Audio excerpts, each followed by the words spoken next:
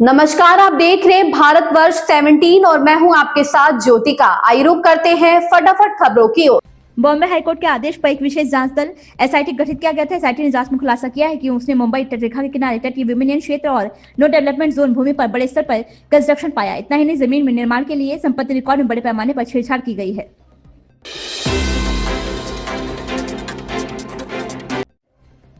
महाराष्ट्र के उप मुख्यमंत्री अजित पवार रविवार को बारामती में एक सार्वजनिक कार्यक्रम में बोल रहे थे। इस दौरान वे अपने आप खो बैठे। उनके समर्थकों ने उन्हें विभिन्न मुद्दों पर पत्र भेजे। इस पर अजित पवार ने कहा, आपने मुझे वोट दिया है, इसका मतलब ये नहीं कि आप मेरे बॉस बन गए हैं। क्या आपने मुझे अब खेती मजदूर बना दिया है।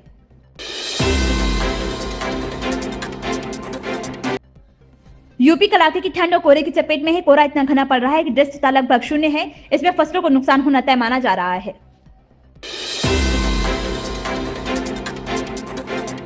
चंदौसी में मिली बावड़ी में खुदाई का काम बंद है। 4 दिन पहले कुएं का गेट टूटा मिलने के बाद एएसआई की टीम ने खुदाई बंद करने को कहा। इलाके में पुलिस और पीएसी को तैनात किया गया है।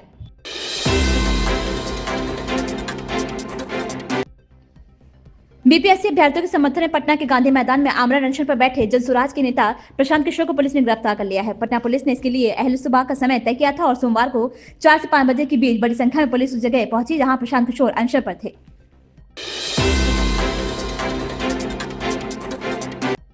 आगरा में नकली घी फैक्ट्री का पर्दाफाश किया गया। इस फैक्ट्री में 18 नामी कंपनियों के नाम पर घी तैयार किया जा रहा था, जिसकी सप्लाई यूपी के अलावा अन्य राज्यों में भी है।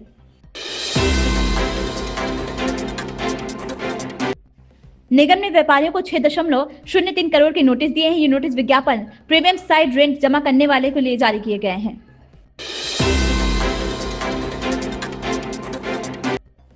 ताजमहल का दीदार करने 30,000 सैलानी पहुंचे। ऐसे में प्रवेश द्वारों पर मारामारी मची रही। वहीं पर्यटक गोल्फ कार्ट पे भी कमी से जूझते रहे।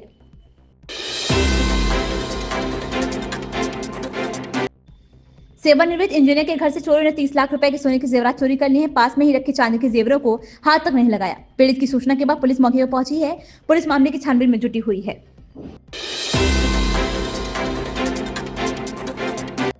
दिल्ली भाजपा अध्यक्ष वीरेंद्र सचदेवा ने कहा कि 2020 में जब दिल्ली की जनता अपने लोगों को खो रही थी, उस समय अरविंद केजरीवाल अपना शीश महल बनवा रहे थे। किसी भी सरकारी विभाग से कोई अनुमति नहीं ली गई। इसके निर्माण में अनियमितताएं बढ़ती गई हैं। 2020 में जब दिल्ली की जनता ऑक्सीजन के लिए तड़प रही थी, अपने लोगों को खो रही थी और चारों तरफ त्राहिमाम मचा हुआ था, उस समय अरविंद केजरीवाल इस भ्रष्टाचारी शीश महल के एस्टीमेट पर साइन कर रहे थे, वर्क ऑर्डर पास कर रहे थे। तो आप समझ लीजिए कि ये कितना गिरा हुआ आदमी है कि जिस समय उसको दिल्ली की सेवा करनी थी, ये अपनी अय्याशी का मकान बनाने में लगा था, अपना शीश महल बनाने में लगा था। और 2022 तक की जो रिपोर्ट आई है, ये रिपोर्ट ये बताती है कि 2022 तक सीएजी ने जो कागज़ निकाले हैं, किसी सरकारी डिपार्टमेंट से परमिशन नहीं ली गई इसको बनाने की, और जितनी अनियमितताएं की गई इसको बनाने में, वर्क ऑर्डर जो पास किए गए, वर्क ऑर्डर एक बार पास होने के बाद फिर उसका ऑल्टरनेटिव एक वर्क ऑर्डर और बनाया गया कि किसी तरह से पैसा कमाया जाए। इन्होंने अंधेरगर्दी मचाई इसको बनाने में। एक प्लॉट होता था तो 3 प्लॉट अगल बगल के जोड़ के उसमें पेड़ काटे गए, सब कुछ किया गया। 4 प्लॉटों को जोड़ के ये आलीशान भ्रष्टाचार का म्यूजियम अरविंद केजरीवाल ने बनाया है, शीश महल। और उसकी जो 22 तक की लागत है वो 33.71 करोड़ है। हमारा सवाल दूसरा है, पीडब्ल्यूडी विभाग ने जो इन्वेंट्री 2024 में घोषित की है और जो सामान उन्होंने दिखाया है कि ये पीडब्ल्यूडी ने नहीं लगाया है, वो सामान कहाँ से आया, वो पैसा किसका है, उसका जवाब अरविंद केजरीवाल को देना है। इसलिए हम बार बार कह रहे हैं कि ये सीएजी रिपोर्ट जो 2022 तक की, अगर ये 2024 तक की कंप्लीट आती है तो खाली इस भ्रष्टाचार के म्यूजियम शीश महल पर लगभग 75 से 80 करोड़ का खर्च हुआ है, जिसका पैसा अरविंद केजरीवाल ने शराब घोटाले से कमाया है, जल बोर्ड से कमाया है, या विदेशी चंदा लिया है, या विदेशी देश का दुश्मन जो खालिस्तानियों के साथ वो बैठते हैं उनसे लिया है। इसका जवाब अरविंद केजरीवाल को देना होगा। इन खबरों में बस इतना ही। बने रहिए भारतवर्ष 17 के साथ।